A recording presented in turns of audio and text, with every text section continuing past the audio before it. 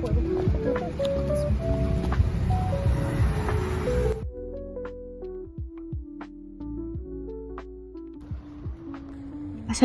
and hi. My name is Izzati and this is my group mates, Luqman, Farishah, Siti Farishah, and this is our journey on completing our archival project, assignment and title, an archival study of social and political commentary in colonial and postcolonial films of the golden age of Malay cinema. It all started with our discussion about the project assignment.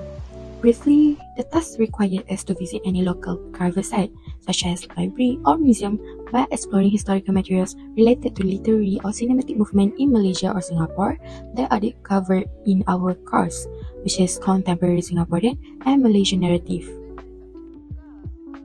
As the discussion went by, after a lot of titles we proposed, and finally, we have come to our final title, which we have introduced before, and we proceeded to contact the selected archival sites to ask the procedure and what can be discovered there.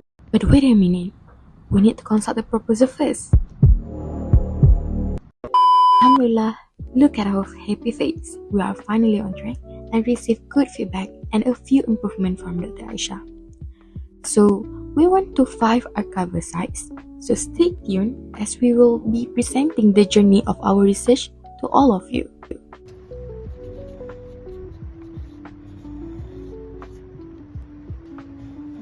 These are the places we have visited: National Library, Piramli Memorial, National Art Gallery, National Archive, Inas,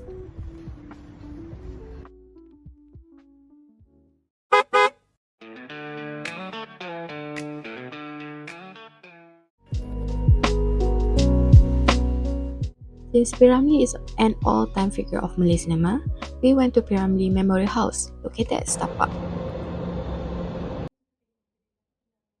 We called ahead and we were told there were magazines and scripts containing golden age Malay cinemas.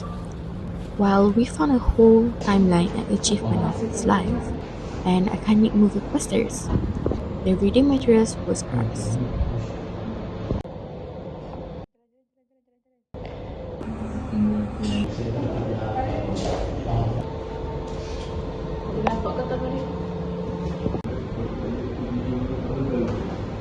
Even tourists thought we were good guys.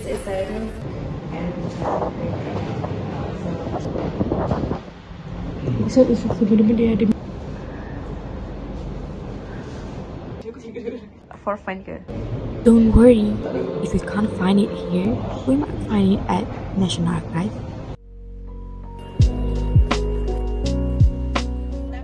We never thought National Archive would be our second home, as we visited here 5 times in total. We had mastered the system, hunt down a session number, and finally, we gained the goods. Exploring National Archive was a whole new world. We spent hours digging through all prints, filling out photocopy forms, and resubmitting them until we finally got our hands on the physical copies.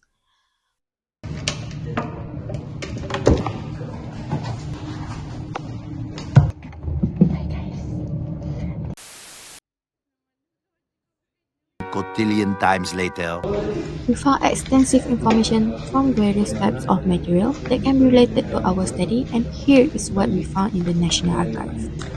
The first one, Apa Pendapat SDR, is a column from Mastika Film magazines that provides a public forum where the Malayan audience share their opinion on some films and their critical views on the growth of the national film industry. Another material that we found are film reviews, synopsis, and promotions by the magazine writer like Mastika Films and Utusan Film and Sport, published between the 1950s to 1970s.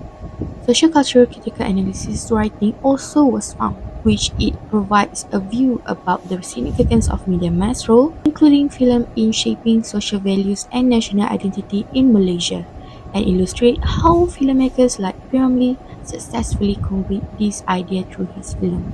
Beyond the social and political issues, we also found collection of magazines and newspapers like Anugerah magazines and Dewan Budaya magazines that document the professional growth of the studio and the legacy of the pioneers who built the Malay film industry, like categories and Show Brothers Studio. And lastly, we managed to get materials like official state directive that document the state control in filmmaking before the Golden Age era, and Jawi script newspaper during Japanese occupation, as one of the proof that Japanese occupation had disrupted Malay proper education through Nipponization, as is shown in Pendeka Bujang Lapuk film, for example, where the characters are illiterate.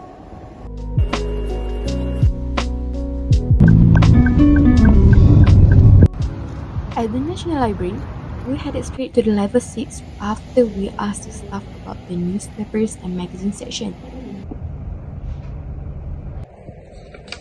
Our mission was to find magazines, newspaper, and books related to the Malay cinema that focus on social and political issues, as well as colonial and post-colonial events in Malaya and Singapore. The materials were, I would say, a lot. On the first visit, we couldn't find the specific newspaper at first, so we shifted to Dewan Masyarakat magazines from the 60s. And thankfully, there were narration on social, economic, and political issues during that time. For example, the issues of the post-independence economic struggle in Malaya, the significance of education as a primary tool for social mobility among all Malayan and others.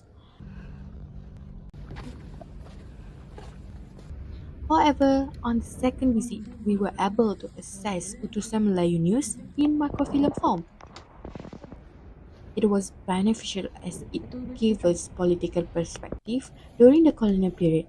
For example, the conflict issues between Chinese leaders and Dr. On Jaafar and others.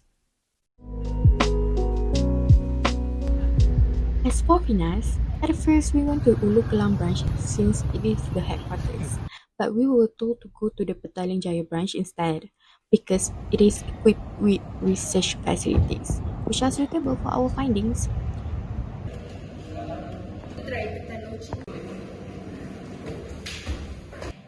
The MediaTek room was equipped with computers, allowing us to access historical documentaries like the Malaysian Film Unit.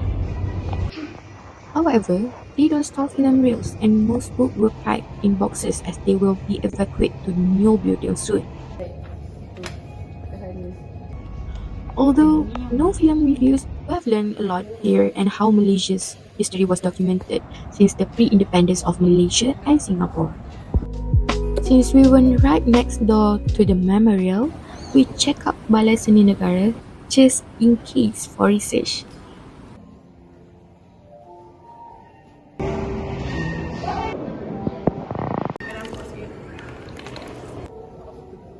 But honestly, we mostly end up exploring the art and technology. After visiting all the archival sites, we collected all the source from photocopied archival materials to the old microfilms.